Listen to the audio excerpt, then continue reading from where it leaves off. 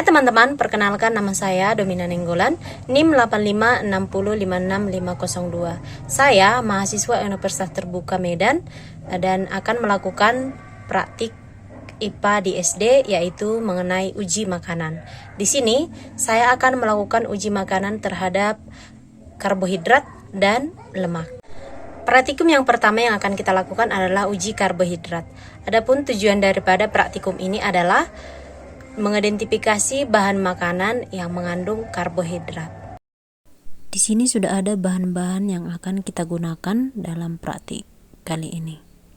Yang pertama ada pisang, pir, nasi, telur rebus, tahu putih, margarin, biskuit, tepung terigu, kentang, gula pasir, dan betadin. Langkah berikutnya, kita akan meneteskan betadin ke bahan makanan yang sudah kita sediakan 2-3 tetes.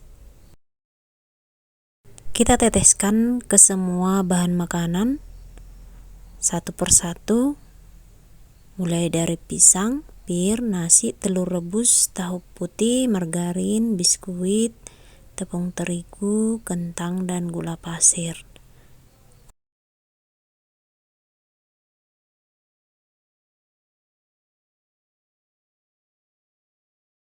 Langkah selanjutnya, setelah kita tetesi semuanya,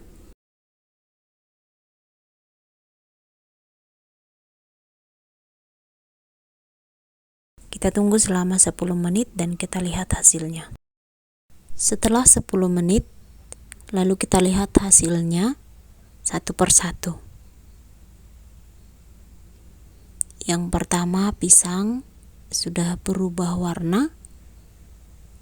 Yang kedua, pir tidak berubah sama sekali. Nasi sudah berubah warna. Telur tidak. Tahu putih juga tidak mengalami perubahan warna. Margarin sama. Dan biskuit juga mengalami perubahan warna. Tepung terigu juga mengalami perubahan warna. Kentang juga mengalami perubahan warna. Gula pasir juga tidak mengalami perubahan warna. Di sini saya akan memberikan tanda kepada label-label yang berubah warna, yaitu pisang, nasi, biskuit, tepung terigu, dan yang terakhir itu kentang.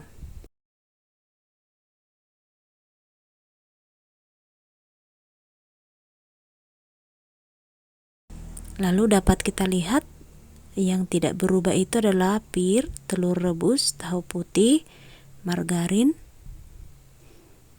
dan gula pasir. Dan untuk praktikum yang kedua yaitu uji lemak.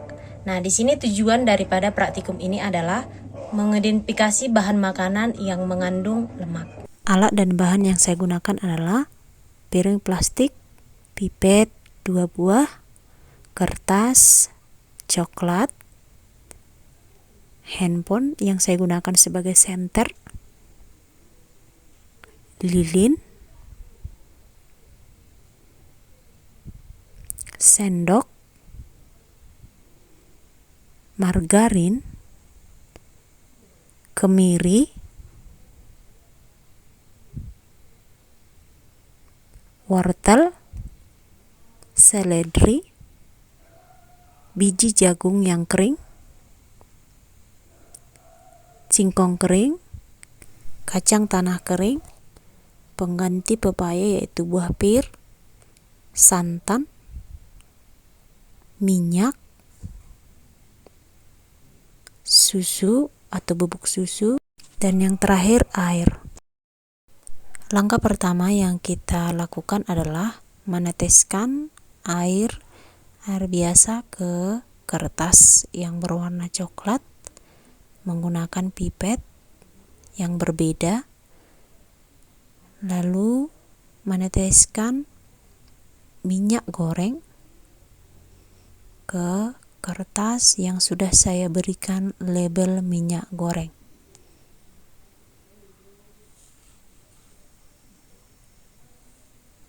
Lalu kita tunggu selama 10 menit. Setelah 10 menit kita akan cek. Nah, yang pertama ada dari air biasa, dia tidak memiliki perubahan pada kertas, tidak tembus. Sementara minyak goreng mengalami perubahan pada kertas. Yang kedua, yaitu kita akan mengoleskan atau mengusapkan seledri ke kertas yang warna coklat, biji jagung yang kering,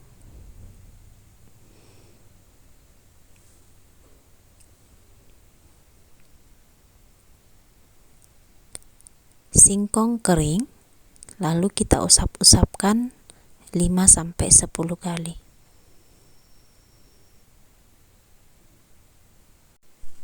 Setelah itu, wortel saya bagi 2 dan saya usap-usapkan ke kertas yang berlabel wortel. Selanjutnya buah pir, pengganti pepaya.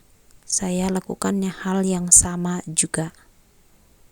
Kita tunggu selama 10 menit. Nah, selama 10 menit lalu kita lihat hasilnya. Pada kertas seledri dia tidak mengalami perubahan daripada kertas. Begitu juga dengan biji jagung, singkong kering, dan pepaya.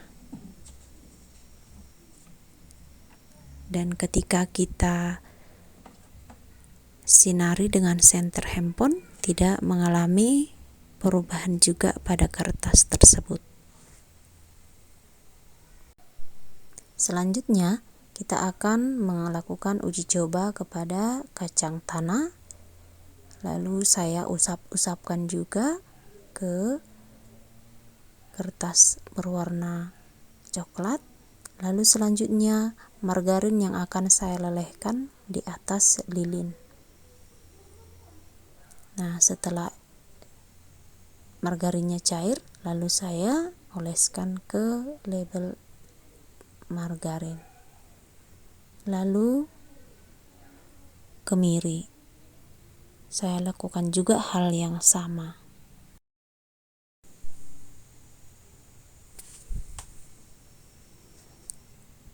Lalu berikutnya santan kita teteskan ke label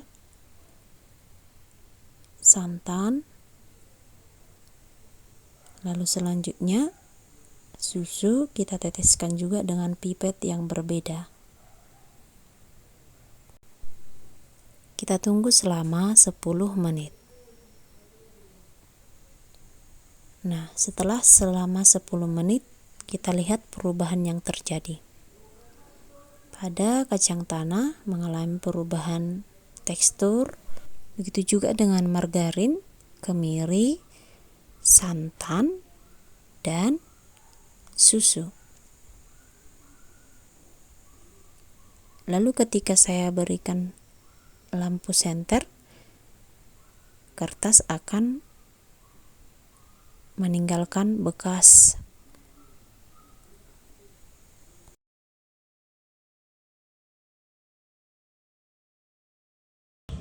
Jadi dapat kita simpulkan dari praktikum yang kita lakukan tadi, yang pertama tentang uji karbohidrat. Nah, makanan yang mengandung karbohidrat adalah pisang, biskuit, nasi, tepung terigu, dan kentang. Sementara makanan yang tidak mengandung karbohidrat adalah apel, telur putih, tahu putih, margarin, dan gula pasir.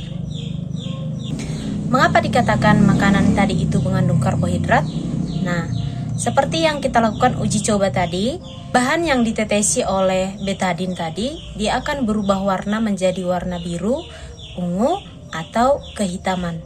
Jadi itu yang membuktikan bahwa bahan atau makanan tersebut mengandung karbohidrat.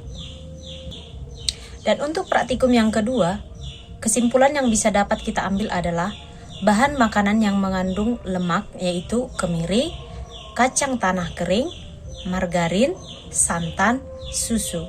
Mengapa dikatakan sebagai bahan makanan yang mengandung lemak?